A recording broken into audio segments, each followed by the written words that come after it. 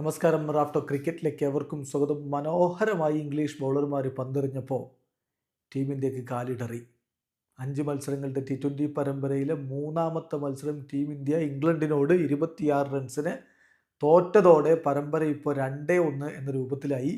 ആദ്യ 2 മത്സരങ്ങൾ വിജയിച്ച ടീം ഇന്ത്യ ലീഡുമായിട്ട് നിൽക്കുന്നു. പക്ഷേ ജോസേട്ടൻ്റെ സംഘവിത ഒരു മത്സരം വിജയിച്ച് തിരിച്ചടിച്ചിരിക്കുന്നു. എന്തായാലും ഇനിയുള്ള മത്സരങ്ങൾ നിർണായകമാണ്. ഇത് ഇന്ത്യ വിജയിച്ചിരുന്നെങ്കിൽ പരമ്പര സ്വന്തമാക്കാമായിരുന്നു. ഇംഗ്ലണ്ട് പക്ഷേ വിജയിച്ചുകൊണ്ട് പരമ്പര എലൈവാക്കി നിർത്തിയിരിക്കുകയാണ്. കളിയിൽ മികച്ച രൂപത്തിലുള്ള ബൗളിംഗ് പ്രകടനമാണ് ഇംഗ്ലീഷ് താരങ്ങൾ നടത്തിയത്. അത് എടുത്തു പറയേണ്ടതാണ്. പ്രത്യേകിച്ച് ആദിൽ റഷീദിൻ്റെ 4 ഓവർ സ്പെല്ല് അത് അതിമനോഹരമായിരുന്നു. 15 റൺസ് മാത്രം അദ്ദേഹം വിട്ടുകൊടുത്തു. അദ്ദേഹം തിലക് വർമ്മയെ ബൗൾഡാക്കിയ പന്ത് ജം ഓഫ് എ ഡെലിവറി എന്ന് തന്നെ പറയണം. മനോഹരമായി കുത്തിത്തിരിഞ്ഞ പന്തായിരുന്നു അത്. മാത്രമല്ല ഒവേർട്ടൺ ബാറ്റ് കൊണ്ട് പരാജയമാണ്. പക്ഷേ ഇംഗ്ലീഷ് നിരയിൽ അവസാനം 6-ാമനായിട്ടാണ് അദ്ദേഹത്തിന് പന്ത് കൊടുക്കുന്നത്. 4 ഓവർ ബൗൾ ചെയ്ത് അദ്ദേഹം 24 റൺസിന് 3 വിക്കറ്റ് വീഴ്ത്തുകയുണ്ടായി. ബ്രെഡൻ കാൾസ് 2 വിക്കറ്റ് എടുത്തപ്പോൾ ജോഫ്രെ ആർച്ചർ 2 വിക്കറ്റ് എടുത്തു. മാർക്ക് വുഡ് 1 വിക്കറ്റ് എടുത്തു. അങ്ങനെ മനോഹരമായ രൂപത്തിൽ ഒരു ഓൾറൗണ്ട് ബൗളിംഗ് പെർഫോമൻസ് ആണ് ഇംഗ്ലണ്ട് നടത്തിയത്. അതിൻ്റെ ഫലമായിട്ടാണ് ഇന്ത്യ 145 റൺസിൽ ഒതുങ്ങേണ്ടി വന്നത്. നിശ്ചിത 20 ഓവറുകളിൽ ആദ്യം ബാറ്റ് ചെയ്ത് ഇംഗ്ലണ്ട് 9 വിക്കറ്റ് നഷ്ടത്തിൽ 171 റൺസാണല്ലോ എടുത്തിരുന്നത്. അവരുടെ നിരയിൽ ബെൻ ഡെക്കറ്റ് 28 പന്തിൽ നിന്ന് 51 റൺസ് അടിച്ചപ്പോൾ ലിയാം ലിവിങ്സ്റ്റൺ 24 പന്തിൽ നിന്ന് 5 സിക്സറുകളും ഒരു ഫോറും അടക്കം 43 റൺസ് അടിച്ചു.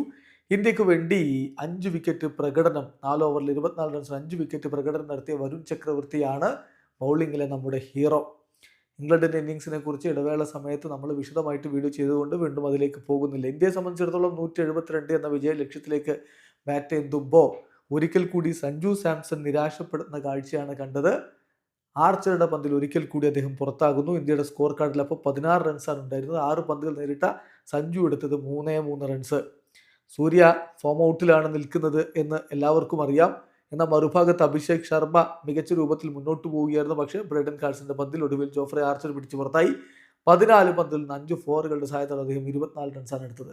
സൂര്യ ആവട്ടെ 7 പന്തിൽ നിന്ന് 14 റൺസ് എടുത്തു. മാർക്ക് വുഡിന്റെ പന്തിൽ ഫിൽ സാൾട്ട് പിടിച്ചു പുറത്തായി.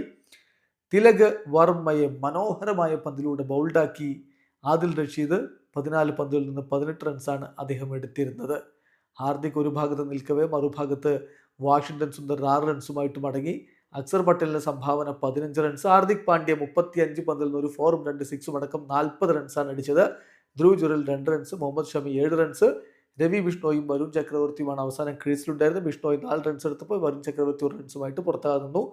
എന്തായാലും ഇംഗ്ലണ്ട് 26 റൺസിന്റെ വിജയം സ്വന്തമാക്കിയിരിക്കുന്നു. പരമ്പര 2-1 എന്ന രൂപത്തിലേക്ക് മാറിയിരിക്കുന്നു. വീഡിയോ അവസാനിക്കുന്നു. ക്രിക്കറ്റ് ലോകത്ത് കൂടുതൽ വിശേഷങ്ങളുമായി റാഫ് ടോക്സ് വീണ്ടും എത്താം.